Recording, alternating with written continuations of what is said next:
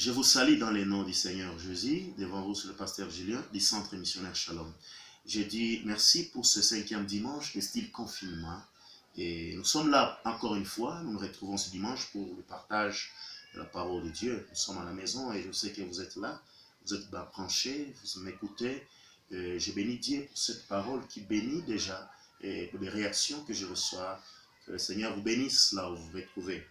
Nous allons lire dans Exode chapitre 12, à partir du 33e verset jusqu'au 36e verset, dans les noms du Seigneur Jésus. Ma version lui c'est donc. Les Égyptiens pressaient le peuple et avaient hâte de les renvoyer du pays, car ils disaient, nous périrons tous.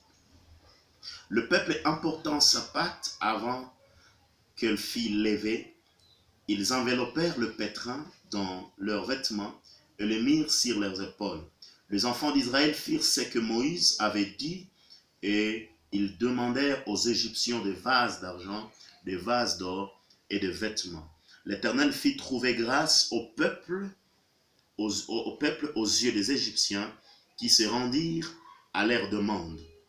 Écoutez, ils dépouillèrent les Égyptiens. Père, merci pour ta grâce. Viens éclairer nos pensées. Cher Saint-Esprit, sois au rendez-vous, touche une âme ce matin, afin qu'une âme soit vraiment délivrée par toi et une âme témoigne de richesses liées à la délivrance au nom de Jésus. Amen. Peuple de Dieu, sans plus tarder, je parle d'un petit thème intitulé « La délivrance qui dépouille nos ennemis ».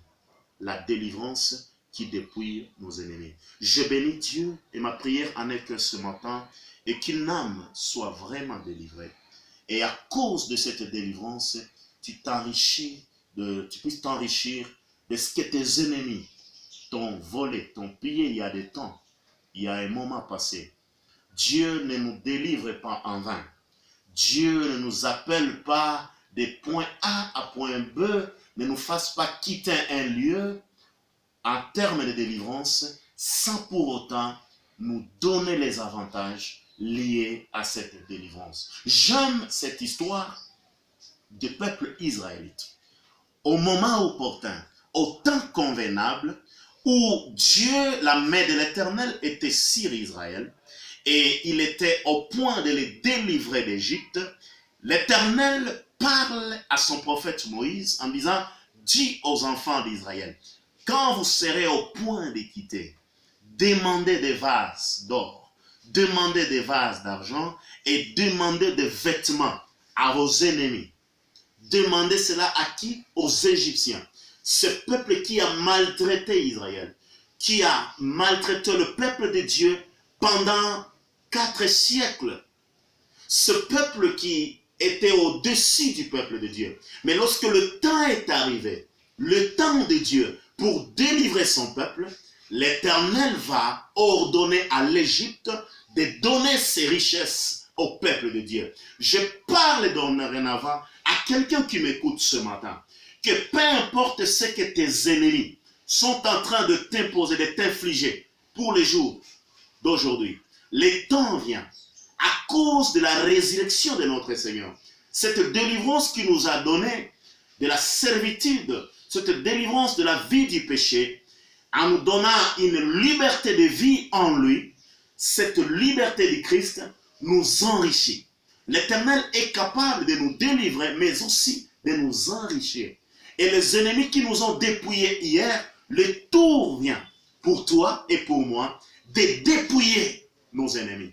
Les ennemis ne resteront plus avec leurs biens, parce que l'Éternel en a jugé de nous délivrer dans leurs mains, mais aussi de partir avec leurs richesses. Jamais Dieu. Ces jours-là, le peuple d'Israël va demander les vases d'or, d'argent et le vêtement au peuple égyptien. Et j'aime ce que le verset 36 dit, l'Éternel fit trouver grâce au peuple aux yeux des Égyptiens, qui se rendirent à leur demande et ils dépouillèrent les Égyptiens. Waouh! Il s'agit d'une délivrance qui dépouille les ennemis. Est-ce que j'aime? Parce que Christ nous a donné tout le pouvoir.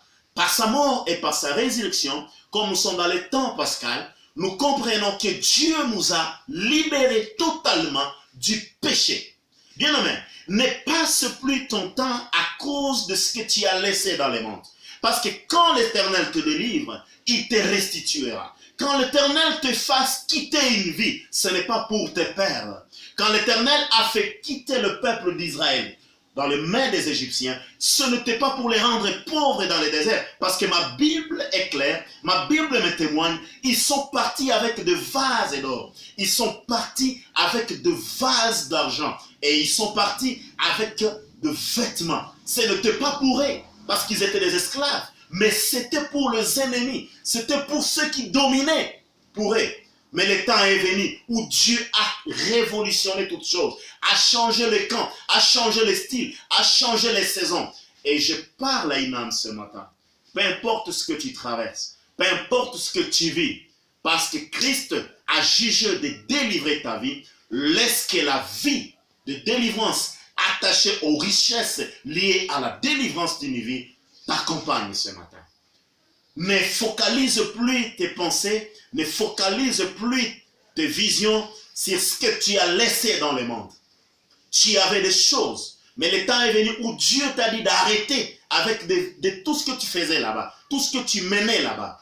Et il a prévu pour toi une meilleure vie que cette ancienne vie qui malgré ta vie, qui te rendait dans l'esclavagisme. Il y a donc de l'assurance pour ceux qui sont délivrés dans la main de Dieu, par la main de Dieu.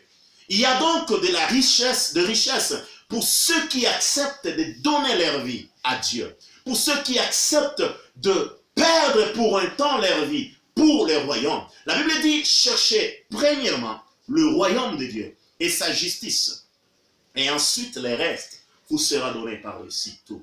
Je prie pour toi ce matin, toi qui m'écoutes, je prie pour toi mon frère, ma sœur, afin que la délivrance que Christ nous a donnée ne nous amène pas à l'échec, ne nous amène pas à la mort, ne nous amène pas à la pauvreté, mais la richesse, la délivrance nous donnée par Jésus-Christ élève quelqu'un dans l'histoire de sa vie, élève quelqu'un dans son environnement, élève quelqu'un dans le niveau de son travail, élève quelqu'un dans le niveau de ses études, parce qu'il y a tout dans la main de Dieu. Que la grâce de Dieu soit avec toi et cesse de te lamenter, cesse de regarder l'Égypte, parce qu'aujourd'hui, par la mort et par la résurrection du Seigneur, tu es totalement délivré, tu es totalement restauré. Tu étais pauvre, mais la résurrection du Christ t'amène à la richesse. Cesse de pleurer, cesse de te lamenter, cesse de te tourmenter, parce que là où Dieu t'amène, ce n'est pas pour te tuer, il t'amène pour te faire la tête et non la queue. Que le Seigneur te bénisse. Prions, Père, bénis quelqu'un qui a écouté ta parole ce matin, que la loi derrière la grâce de la délivrance, la loi qui accompagne la délivrance par rapport à la richesse que je parlais ce matin, affecte une âme. Aujourd'hui, Père, nous avons des églises pauvres, pourtant des églises délivrées spirituellement. Nous avons des familles pauvres, mais pourtant des familles délivrées spirituellement. Oh Dieu, que ta délivrance touche tous les domaines de notre vie. Je le prie par le nom du Seigneur Jésus, que quelqu'un qui expérimente le miracle du salut soit aussi le premier à expérimenter le miracle de la bénédiction. Je bénis celui qui m'a écouté ce matin dans le nom de Jésus. Amen. Que le Seigneur vous bénisse.